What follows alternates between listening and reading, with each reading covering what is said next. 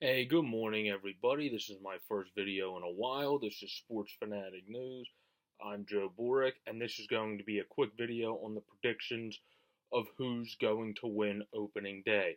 I will end with our Phillies, save the best for last, and of course, they have some struggles in opening day, so we'll see where my prediction goes there. So we're going to start with you have the Mets and Nationals kick off the season, as well as the Orioles and Yankees at 1:05 p.m. Now, the Mets and Nationals are teams that have great teams on paper year in and year out, and then just seem to find some hitch in the season that lets them not get to where they're really supposed to get to. Usually injuries. At times, it's players, either pitchers or position players, just not playing up to par of what they got signed to do. So obviously today you have a great pitching matchup in Jacob deGrom and Max Scherzer. So that makes that even harder to predict. So then you have to look a little bit into the lineup. And if you look at the lineup, the Nationals with Juan Soto, Trey Turner, Anthony Rendon, Adam Eaton, if he can stay healthy, is still a hell of a hitter. They also added Brian Dozier. We can't forget that. And then Zimmerman is back and forth now. 2 years ago had a fantastic season. Last year played decent. And then Victor Robles, they're doing that thing where they hit the pitcher, eighth, and then put Robles, the great prospect outfielder, ninth. And if he gets going, then the sky's the limit for how close the Nationals are going to be. Our division is predicted right now to be a top four battle with the Mets, Nationals, Phillies, and Braves, because there's so much good young talent mixed in with veteran talent on all these teams. To give an example of young talent, Pete Alonso made the team for the Mets, a good prospect for first baseman. I wouldn't call him an elite prospect, but he has a chance to really surprise people and become considered a top tier rookie. And then Nemo, Brandon Nemo, a lot of people that are hardcore baseball fans heard that name because he kind of came onto the scene pretty quickly. They also have Juan Lagares, of course, Ahmed Rosario, who they hope gets better hitting this year. Jeff McNeil, who came onto the scene last year. And then they added Robbie Cano, obviously. So if I had to predict this first game, it's in Washington, so Washington has home field advantage behind their fans. I would have to give this game to the Nationals in a close fought game. Now, the other game is, of course, between the Orioles and Yankees, and the Orioles are projected to be one of the worst teams in the league, still in the retooling process.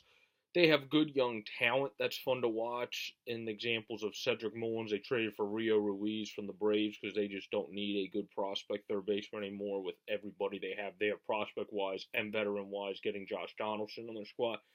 I would have to give that game to the Yankees, not just because of the skill in the lineup. The Orioles, like I said, have decent young people, but the Yankees have better overall offense. Plus, if Tanaka can do well, the Yankees should win that game because Andrew Cashner last year was a little bit shaky. The only way the Orioles are winning that game is if Cashner balls out and Tanaka struggles like he sometimes does at the start of the season.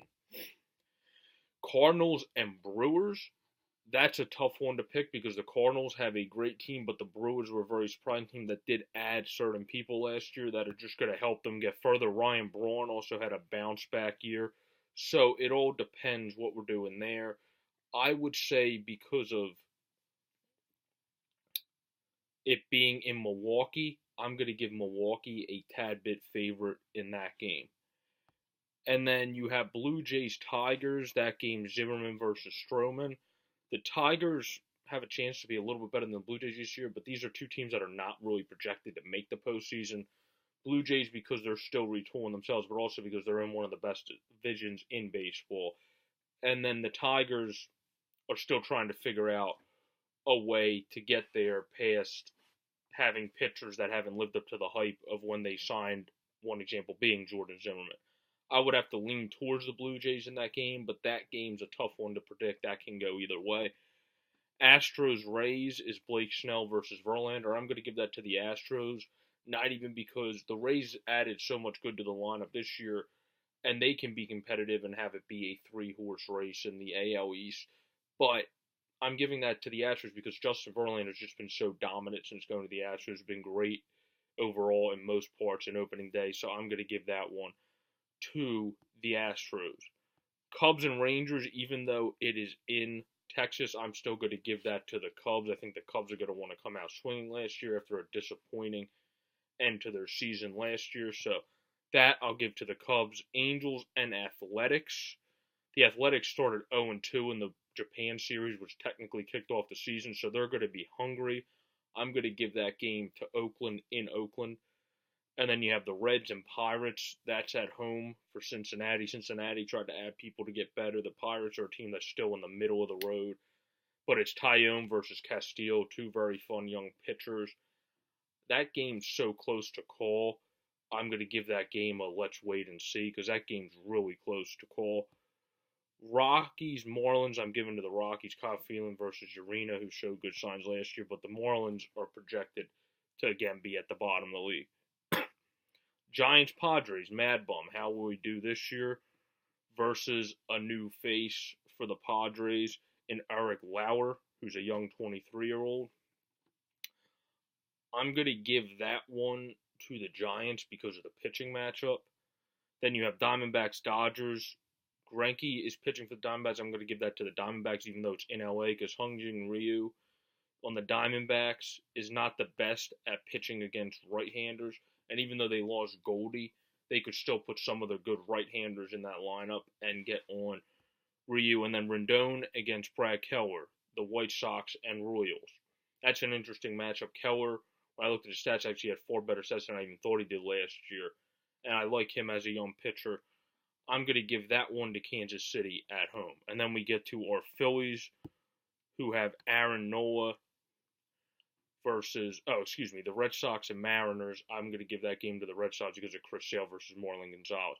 Then we have the Phillies, who have Tehran versus Nola. I'm going to give that to us, even though we struggle on opening day, because Julio Tehran is only pitching on opening day because Foltynewicz has an elbow issue. So that, I'm going to give to us because of the pitching matchup. Tehran's going to have to bounce back. He had a very poor season last year. Some of that was because of injuries, but he had a great start to his career, tampered off a bit. Now it's time for him, in the eyes of Braves fans and overall baseball fans, to kind of push back towards the positive and not stay in the middle zone of being average about where he's been at recently.